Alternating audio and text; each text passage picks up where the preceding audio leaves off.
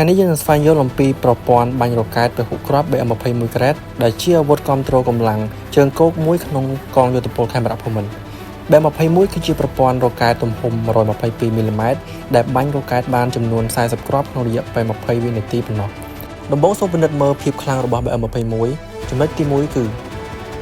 កម្លាំងបាញ់ខ្លាំងនិងគ្រប់ដណ្ដប់តំបន់ធំដោយសារវាអាចបាញ់រ៉ុកែតចំនួន 40 គ្រាប់ក្នុងរយៈពេលខ្លីវាអាចបង្កើតបានការវាយប្រហារយ៉ាងខ្លាំងទៅលើតំបន់នគរដៅធំៗដូចជាទីតាំងទ័ពស្តុកអាវុធឬតំបន់ប្រមូលផ្ដុំកម្លាំងសត្រូវ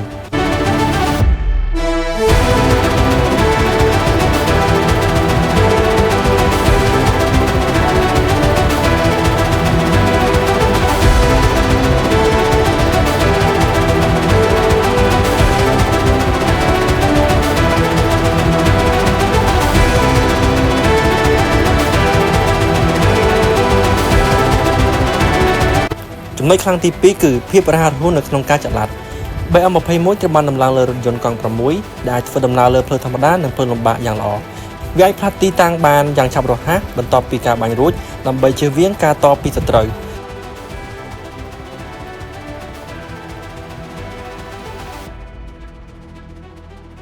ចំណុចខ្លាំងទី3គឺការថែទាំងាយស្រួលនិងចំណាយទាបជាងប្រព័ន្ធទំនើប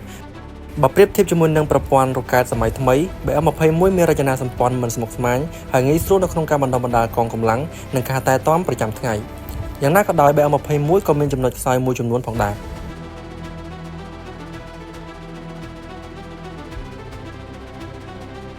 ចំណុចខ្សោយទី1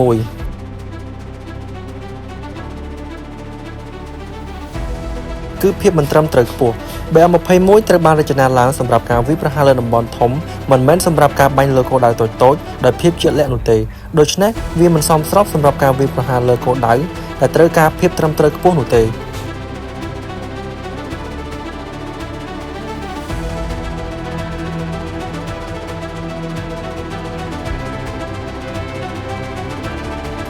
ំណុចខ្សោយទី2គឺត្រូវការពេលវេលាផ្ទុកគ្រាប់ឡើងវិញបន្ទាប់ពីបាញ់អស់40គ្រាប់ក្រុមប្រតិបត្តិការឬកងទ័ពត្រូវការចំណាយពេលជាច្រើននាទីដើម្បីផ្ទុកគ្រាប់ឡើងវិញដែលអាចធ្វើឲ្យបាត់បង់សមត្ថភាពនៅក្នុងការវាយប្រហារជាបន្ទាប់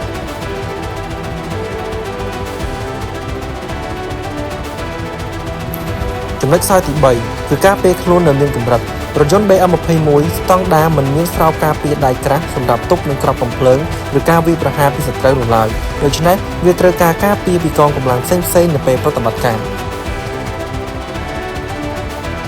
បន្ថែមពីនេះបើប្រៀបធៀបនឹងប្រព័ន្ធរ៉ុកែតជំនាន់ថ្មីៗ BM21 មានចម្ងាយបាញ់និងប្រព័ន្ធគ្រប់គ្រងបាញ់ទាបជាងដោយសារបច្ចេកវិទ្យាដែលត្រូវបានអភិវឌ្ឍតាំងពីឆ្នាំ1960មកម្ល៉េះសរុបមក BM21 នៅតែជាអាវុធដែលមានប្រសិទ្ធភាពសម្រាប់ការវាយប្រហារលើតំបន់ធំៗនិងការគ្រប់គ្រងប្រតិបត្តិការកងទ័ពជើងគោកភាពខ្លាំងរបស់វាគឺកម្លាំងបាញ់ខ្លាំងភាពរហ័សរហួននិងការថែទាំស្រួលប៉ុន្តែវាក៏មានចំណុចខ្សោយដូចជាភាពមិនត្រឹមត្រូវខ្ពស់ការការពារខ្លួននៅមានកម្រិតនិងត្រូវការពេលផ្ទុកគ្រាប់ឡើងវិញទោះយ៉ាងណា BM21 នៅតែជាផ្នែកសំខាន់មួយនៃសមត្ថភាពការពារជាតិនៃកម្ពុជាសូមអរគុណសម្រាប់ការទស្សនាកុំភ្លេចចុច Like Share និង Subscribe ដើម្បីទទួលបានវីដេអូថែមទៀត